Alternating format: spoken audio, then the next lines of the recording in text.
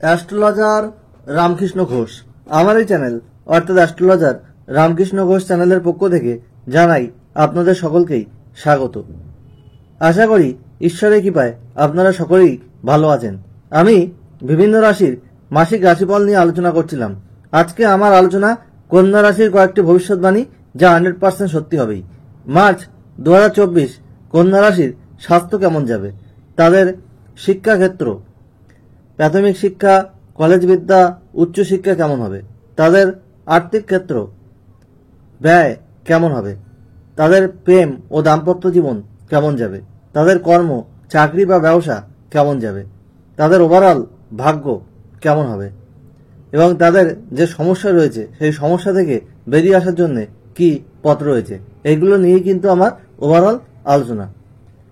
মূল আলোচনায় যাওয়ার পূর্বে সবাইকে বলি, এই আলোচনা আপনারা কেটে কেটে দেখবেন না, তাহলে কিন্তু পরিপূর্ণ আলোচনা পাবেন না। কারণ ভিডিও শেষে আমি কিন্তু প্রতিকার বলে থাকি।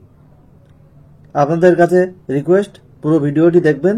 আর প্রথমেই বলি, মার্চ 2024 কন্যা রাশির সাপেক্ষে গোচর ফল।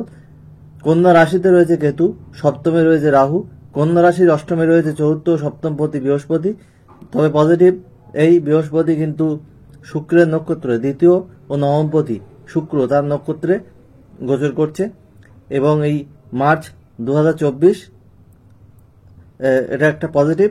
আর এদের পঞ্চম ও ষষ্ঠপতি শনি কিন্তু ষষ্ঠে আছে এবং সেখানে দ্বাদশপতি রবির অবস্থান এবং রাশির অধিপতি বুধের অবস্থান এবং পঞ্চমে রয়েছে এদের তৃতীয় অষ্টমপতি মঙ্গল এবং দ্বিতীয় নবমপতি শুক্র।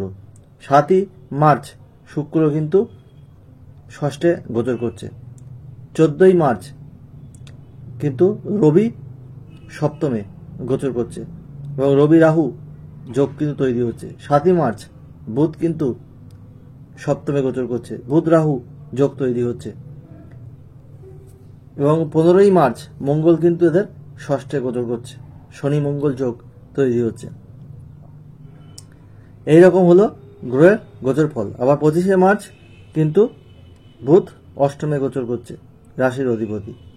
তাহলে বুধের গোচর 3টে রাশিতে, ষষ্ঠ, সপ্তম এবং অষ্টম, এই একই মাসের মধ্যে দেখা যাচ্ছে। যাই হোক, প্রথমে আমি স্বাস্থ্য নিয়ে আসি। হেলথ ইজ ওয়েলথ, অর্থাৎ স্বাস্থ্যই সম্পদ। স্বাস্থ্য যদি ভালো না থাকে তাহলে কোনো কিছুতেই কনসেন্ট্রেট করা যায় না, সাকসেস রেট কিন্তু অনেকটা কমে যায়।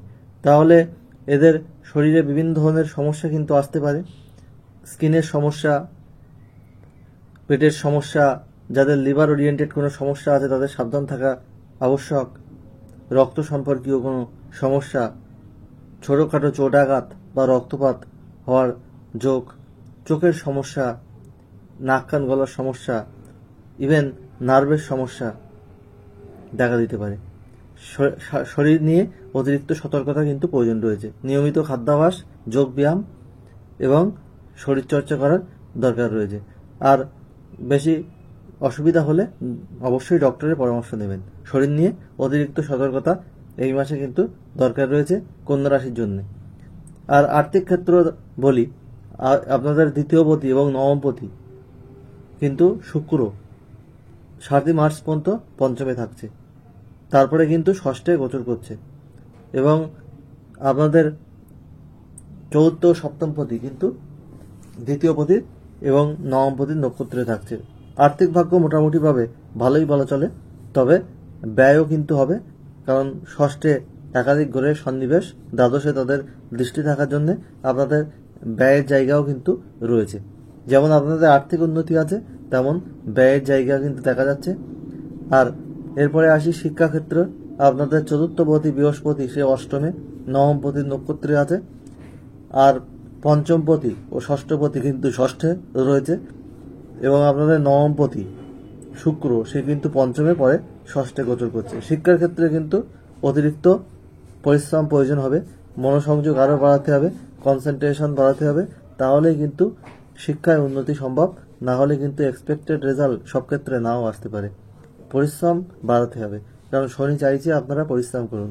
তবে টেকনিক্যাল এডুকেশন আপনাদের শুভ হবে। যারা গবেষণামূলক কাজের সঙ্গে যুক্ত তাদের কিন্তু ভালো রয়েছে। এবং পড়াশোনা সূত্রে যারা বিদেশ যাওয়ার চেষ্টা করছেন তাদের কিন্তু বিদেশ যাওয়ার যোগ রয়েছে। বাড়ি থেকে দূরে পড়াশোনা করার একটা যোগ কিন্তু পরিলক্ষিত হচ্ছে। এরপরে আমি আসছি কর্ম। আপনাদের দশমপতি আপনাদের বুধ, সে কিন্তু সপ্তমে রাহু যুক্ত হচ্ছে। 7 তারিখের পরে আপনাদের কর্মের পরিবেশ কিছুটা খারাপ হতে পারে, কলিগদের সাথে আপনাদের সমস্যা তৈরি হতে পারে। সবার সঙ্গে আপনারা সুসম্পর্ক বজায় রেখে, সুসম্পর্ক মেনটেন রেখে আপনারা কিন্তু চলুন, তাহলে আপনাদের ভালো হবে। আর রবিও 14 তারিখের পরে আপনাদের সপ্তমে গোচর করছে। রবি রাহুরও একটা গৌণ-দোষ তৈরি হচ্ছে। অফিসের বসের সাথে কোনো মনের অমিল হতে পারে, সে বিষয়ে আপনারা সতর্ক থাকুন। আপনাদের কর্মের একটা চেঞ্জ কিন্তু দেখা যাচ্ছে, তবে কর্মের চেঞ্জ করতে গিয়ে কোনো ভুল ডিসিশন নেবেন না, কারণ আপনাদের কিন্তু হচ্ছে ডিসিশন মেকিংয়ে ভুল হওয়ার একটা কিন্তু যোগ দেখা যাচ্ছে। কর্মের পরিবর্তন করুন, কিন্তু ডিসিশন ঠিকঠাক নিয়ে করুন, তাহলেই কিন্তু আপনাদের শুভ ফল আসবে। আদারওয়াইজ কিন্তু সমস্যা কিছু তৈরি হতে পারে। আর যারা ব্যবসা করছেন তাদের সপ্তমপতি অষ্টমে রয়েছে। পার্টনারশিপ বিজনেসের ক্ষেত্রে একটু সতর্কতা প্রয়োজন রয়েছে, এবং সপ্তমপতি যদিও দ্বিতীয় ও নবমপতি নক্ষত্রে রয়েছে, তবুও বলবো সপ্তমে রাহু, রবি এবং বুধের সন্নিবেশ, ফলে আপনাদের ব্যবসা খুব খারাপও যাবে না, ভালো যাবে না। ব্যবসার ক্ষেত্রেও কিন্তু মাঝারি, কিন্তু অতিরিক্ত লাভ, অতিরিক্ত মুনাফা কিন্তু ব্যবসার ক্ষেত্রে নাও আসতে পারে। এ বিষয়ে আপনাদের সাবধান থাকতে হবে। আর আপনাদের প্রেম ও দাম্পত্য জীবনের ক্ষেত্রে আমি আসছি। আপনাদের প্রেমের যে অধিপতি গ্রহ পঞ্চমপতি, সে কিন্তু ষষ্ঠে রয়েছে, এবং সেখানে মাসের দ্বিতীয়ার্ধে মঙ্গল যোগ তৈরি হচ্ছে, সেখানে শুক্র থাকছে। সুতরাং আপনাদের প্রেমের ক্ষেত্র কিন্তু মাসের দ্বিতীয়ার্ধে আন্ডারস্ট্যান্ডিংয়ের কিছু গোলমাল হতে পারে। সপ্তমপতি অষ্টমে রয়েছে, প্রেমের ক্ষেত্রে কিন্তু কিছু মনোমালিন্য তৈরি হওয়ার যোগ রয়েছে। আপনারা প্রেমের বিষয়ে সতর্ক থাকুন, কারণ অতিরিক্ত সতর্ক না থাকলে, একে অপরকে গুরুত্ব না দিলে, আন্ডারস্ট্যান্ডিং করে না চললে, হঠকারী সিদ্ধান্ত নিলে আপনাদের কিন্তু প্রেম ব্রেকআপ হয়ে যাওয়ার সম্ভাবনা রয়েছে। আর বিবাহের ক্ষেত্রে বলবো সপ্তমপতি অষ্টমে রয়েছে। পার্টনারের শারীরিক বিষয়ে কিছু সতর্ক থাকুন। পার্টনারের সাথে কিছু মনের অমিল হতে পারে, তাকে অতিরিক্ত গুরুত্ব দিতে হবে এবং তার শরীরের প্রতি যত্ন নিতে হবে, তাকে সময় দিতে হবে, তবেই কিন্তু বিবাহিত জীবন কিন্তু ভালো হবে। আদারওয়াইজ কিন্তু বিবাহিত জীবনেও কিছু সমস্যা আসার যোগ রয়েছে। আর ভাগ্য পাপ, আপনাদের কিন্তু পরিশ্রম করলেই আপনাদের ভাগ্যে সাপোর্ট পাওয়া যাবে। আদারওয়াইজ কিন্তু ভাগ্যের সাপোর্ট সবসময় নাও পাওয়া যেতে পারে।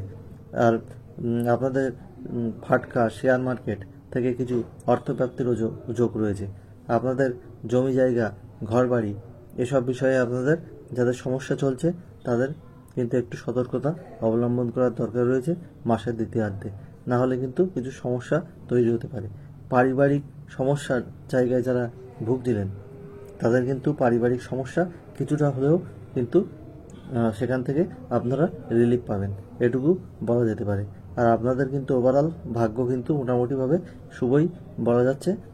কিছু সমস্যা রয়েছে, সেই সমস্যা থেকে বেরিয়ে আসার জন্য আপনারা সবুজ রং, সাদা রং, নীল আকাশি কালার, আপনারা হলুদ, সোনালি কালার বেশি ব্যবহার করুন। আর আপনারা ক্রিম কালার, গোলাপি কালার, কালো কালার, ধূসর কালার কম ব্যবহার করুন। আর আপনাদের কিন্তু কিছু শত্রুতা তৈরি হতে পারে, এই শত্রুতার জায়গা থেকে আপনারা কিন্তু একটু সাবধানে থাকবেন, কারণ শত্রুতা রাশিতে আপনাদের কেতু, সপ্তমে রাহু, কিছু শত্রুতা তৈরি হতে পারে।